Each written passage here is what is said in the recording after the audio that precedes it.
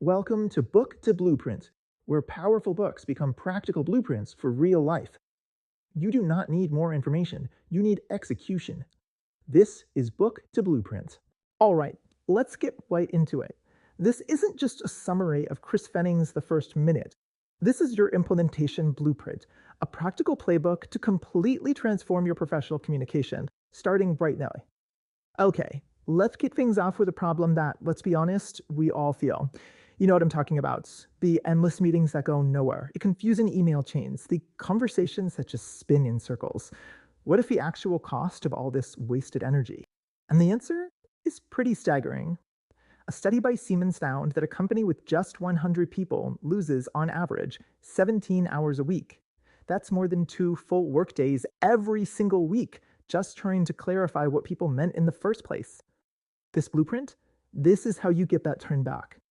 So, what's the payoff? If you actually apply this framework, what's the specific, tangible result you can expect to see?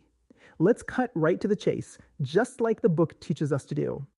This right here, this is the core promise. We're not just talking about sounding a little more polished. We're talking about eliminating those costly, frustrating misunderstandings. We're talking about driving action, getting decisions made faster, and ultimately building a personal reputation that actually advances your career. And it all boils down to this one big idea. It's so simple, but wow, is it powerful. The entire success or failure of any interaction, whether it's a meeting, an email, or just a quick chat, is decided in that very first minute. If you can master that minute, you can master the outcome. Okay, so before we get into the step-by-step playbook, we need to install the operating system. Think of these as the 3 fundamental laws that have to govern every single professional conversation you have from now on. These are the non-negotiables. First, you have to prepare your audience. And I mean, never ever just launch into your message until you know the other person is actually ready and able to listen. Second, be swift. Simple. Everyone's time is valuable, so respect it by getting to the point. And third, and this is a big one, focus on the future. You've got to drive conversations towards solutions and actions, not get stuck in a loop talking about past problems. All right, now for the fun part, the tactical playbook.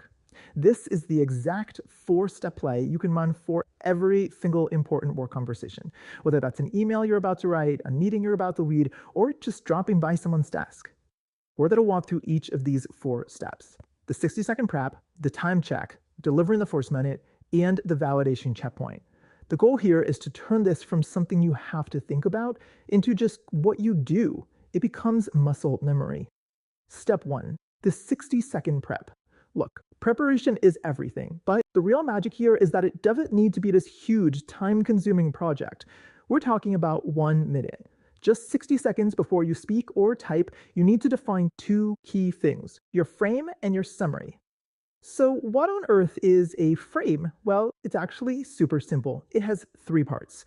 First, the context. What are we even talking about? Second, the intent. Why am I talking to you specifically about this? And third, the key message. What's the headline? You do this and you set the stage perfectly in about 15 seconds. Then, for the remaining 45 seconds, you deliver your summary. The easiest way to remember this is GPS. You state the goal, what you're trying to achieve, you identify the problem, the obstacle that's in the way, and you propose the solution. Boom. Goal, problem, solution. In under a minute, the other person has the entire high-level picture. Okay, step 2, the time check. Now, this seems so small, but it is an absolute game changer. You have to stop saying "got a minute" unless you literally, truly mean 60 seconds. If you need 5 minutes, you ask for 5 minutes. It's about respect, and it sets the right expectations from the very start. And now for step 3, deliver the first minute. This is just pure execution. You did your 60 seconds of prep, and now you just deliver it. You lead with your frame so they know what's going on, and then you follow right up with your GPS summary to give them the whole story. All of it in under 1 minute. And this slide just illustrates the difference so perfectly. Look at the before on the left. It's that rambling, unstructured thing we've all done and we've all heard, right? Hey, about the LT10, you had the testing, and Steve was looking. It just creates mental chaos for the listener. But now look at the after. It's using the frame. I'm testing the LT10 and we have a problem. We're going to finish a month later than planned. It's direct, it's clear, you immediately know what's up and why it matters. And finally, step 4, And this is so crucial, the validation checkpoint. After you've delivered your first minute, you pause and you give the other person an out. You ask something like, is now a good time to dive in? Or maybe, are you the right person to help with this? This one little question confirms they're engaged, and but you're not about to waste your time, or more importantly, theirs. Okay, so knowing the playbook is one thing, but it's totally useless if you don't actually practice the plays. So let's talk about the daily drills that are going to turn these ideas from something you know into something you just automatically do. To really make this a habit, you've got to track it. So first, the 60-second prep. Pick your 3 most important conversations for the day and physically write out your frame in GPS. Just track it with a simple yes or no. Next up, the got a minute jar. This one's kind of fun. Every time you say it when you actually need more time, put $1 in a jar or just make a tally mark. The goal is to get that tally down to 0. Then an email opening audit. At the end of the day, look at 5 emails you sent. Did the first few sentences establish that frame? Score yourself out of 5. And last, the solution focus tracker. In your very next meeting, pay attention. Keep a mental count of how many minutes are spent talking about the problem versus talking about the solution. Your goal is to just keep nudging that solution time up. Now, as you start practicing this, your old habits are going to try and creep back in. So let's shine a bright spotlight on the most common traps people fall into so you can even come in a mile away and steer clear. You really want to watch out for the score.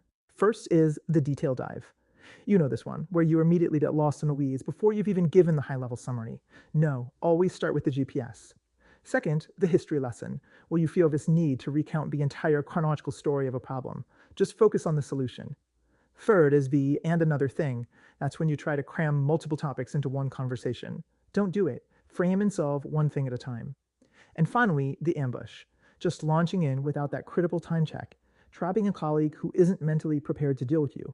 This quote from the book is just the perfect mantra to keep in your head. Problems are never solved in the past. It's so true, right? Your energy, your focus, your words, they all need to be pointed toward the future, toward the solution. Save a deep dive on what went wrong for the postmortem. Right now, it's all about moving forward. So what's the real takeaway here? It's that every single interaction you have at work, every email, every meeting, every quick chat is an opportunity. Your career is being built literally one conversation at a time. The only question left is, are you going to make every first minute count? If you have a book in mind that should be added to our list, comment below. If this blueprint helped you, subscribe, like, and build with us. More blueprints are coming. Stay intentional, stay consistent. We are doing this one book at a time. And remember, you are the average of the 5 people you spend the most time with. So share this with them and grow together. Real progress becomes stronger when it is shared. Build your life one blueprint at a time. You do not attract what you want, you attract what you do.